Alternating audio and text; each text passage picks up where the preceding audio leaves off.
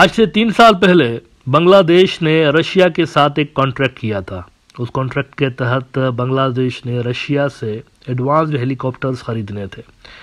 Mi-171A2 नाम था helicopters का, जो कि बांग्लादेश ने रशिया से खरीदने थे। ढाका ट्रिब्यून ने उस वक्त रिपोर्ट किया था कि Bangladesh police signs deal to purchase 2 helicopters. Bangladesh police on Friday signed an agreement with JSC Russian helicopters to procure 2 Mi-171A2 helicopters to enhance the capacity and efficiency of the law enforcement agency.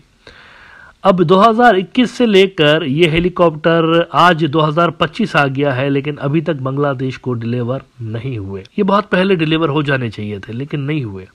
इसकी वजह अवामी league की सरकार की नाकामी थी। वो खुद भी सुस्त पड़ गए, और सुस्त इस वजह से पड़े क्योंकि रशियन इक्विपमेंट्स के हवाले से इनकी खुद की एक बातचीत चल रही थी इंडिया के साथ। अब वो क्या बातचीत थी, क्या क्या खिचड़ी पर्दे के पीछे पक रही थी, इस पर थोड़ी देर में आता हूँ।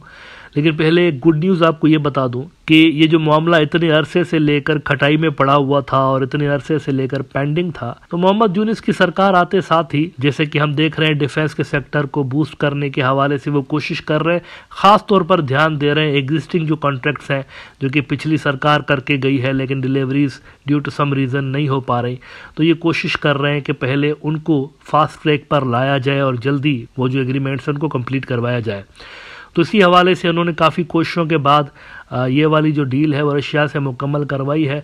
कल बल्गारियन military.com में खबर लगी है कि रशिया जो है उन्होंने ये वाले जो हेलीकॉप्टर हैं उनकी डिलीवरी स्टार्ट कर दी है। मोहम्मद यूनिस की सरकार ने फास्ट ट्रैक पे काम किया है इस प्रोजेक्ट के ऊपर, और इन हेलीकॉप्टर्स के बारे में इतलात आ रही हैं कि ये बांग्लादेश पहुंच रहे हैं।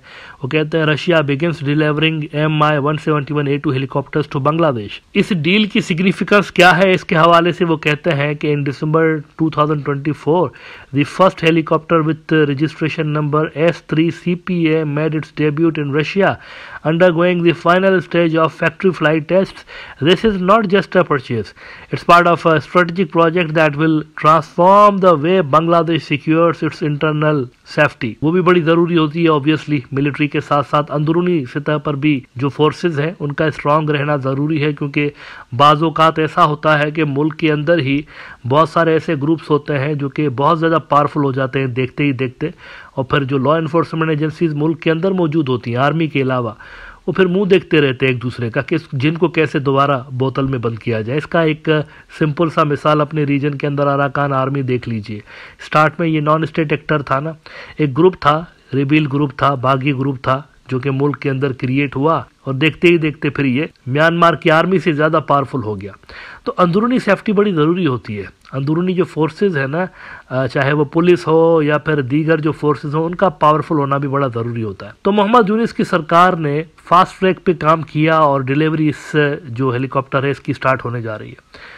अब वो क्या शरारत है जो कि इंडिया की जानिब से खेली जा रही थी, जिसका मैंने प्रोग्राम के शुरू में जिक्र किया। अवामी लीग वाले ये कॉन्ट्रैक्ट करने के बाद भूल इसलिए गए थे क्योंकि उनका एक जो ध्यान था ना वो इंडिया के तरफ भी था। इंडिया इनके साथ एक कंप्रिहेंसिव मिलिट्री पार्टनरशिप फॉर्म करना चाहता था। शेख हसीना जब थर्ड टाइम आई थी तो इंडिया आखिरी बचे हुए एरिया पे काम कर रहा था। वैसे तो वो बांग्लादेश के हर इदारे पे कब्जा कर चुके थे, लेकिन आखिरी जो एरिया बचा हुआ था दैट वाज डिफेंस। बांग्लादेश की जो आर्मी है या बांग्लादेश की जो दीगर फोर्सेस हैं, अभी उस लेवल की पेनिट्रेशन हो नहीं पाई थी इसके अंदर, मिलिट्री के अंदर।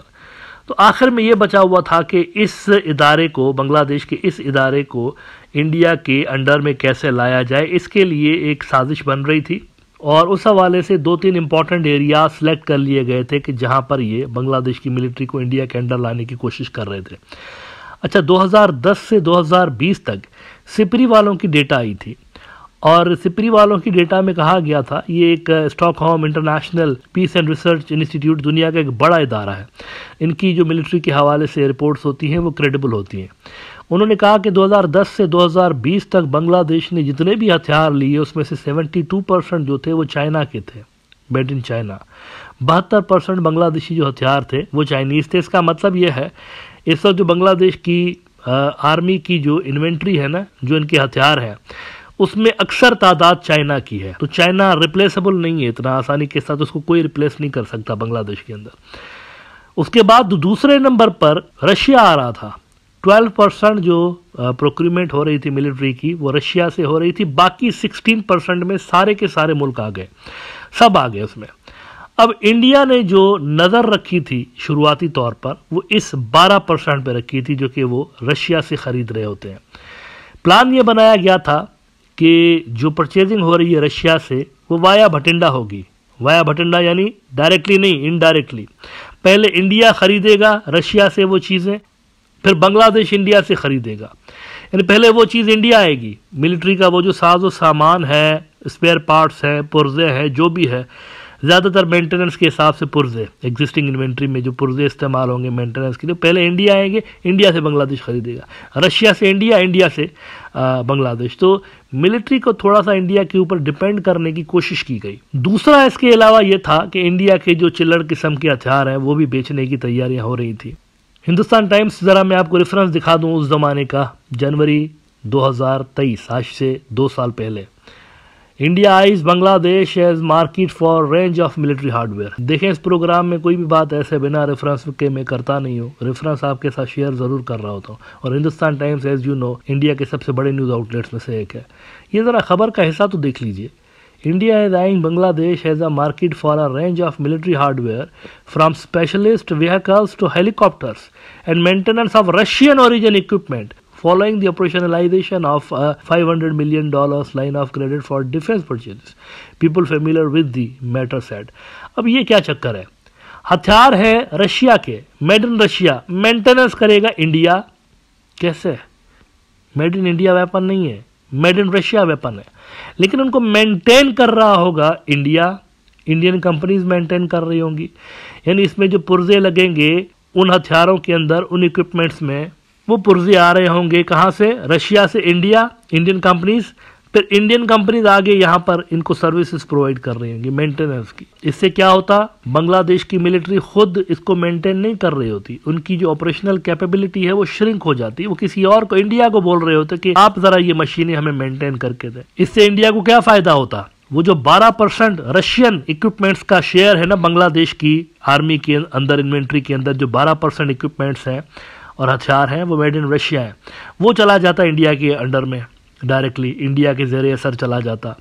तो ये मामला चल रहे थे। हेलीकॉप्टर भी रशिया से आ रहा था ना, तो वो 2021 की डील थी और ये 2023 की मैं आपको खबर बता रहा था। तो बीच में ये हो रहा था, बातचीत चल रही थी इंडिया की, शेख हसीना के जो डिफेंस के ऑफिशल्स थे उनके साथ बातचीत इंडिया की चल रही थी कि ये हमें सुविधा दे दें, आपको $500 मिलियन की क्रेडिट लाइन देते हैं, हम आपको ये भी प्रोवाइड करेंगे, ये रशिया वाला हिस्सा ज़रा खिसका के हमें देते हैं, बिकॉज दूसरी साइड पे 72% है, चाइना आपको 72% वेपन्स देता है, हमारे पास इतनी कैपेबिलिटी नहीं है उनको कम्पीट करने के हवाले से, लेकिन ये तो कर सकते हैं ना, रशिया वाला काम तो कर सकते हैं ना, उनके वेपन्स तो हम मेंटेन करके दे सकते हैं आपको, और परचेजिंग जो वहाँ से कर रहे हैं वो भी आप हमारे थ्रू करिए ताकि हमारा एक रोल बने यहाँ डिफेंस के हवाले से। तो इस चक्कर में ये जो पुलिस के लिए हेलीकॉप्टर्स ले रहे थे वो भी रुक गई थी डील, वो भी स्टॉप हो गई थी। कुछ ज़्यादा प्रेशर था भी नहीं रशियंस के ऊपर कि इनको टाइमली डिलीवर करना है या डिलीवर नहीं करना, वो भी ऐसा ही अपने टाइम के हिसाब से चल रहे थे। But the good thing is that now the tables have been turned, और जो नई सरकार आई है उनकी डिफेंस के हवाले से पॉलिसीज़ बिल्कुल मुख्तलिफ है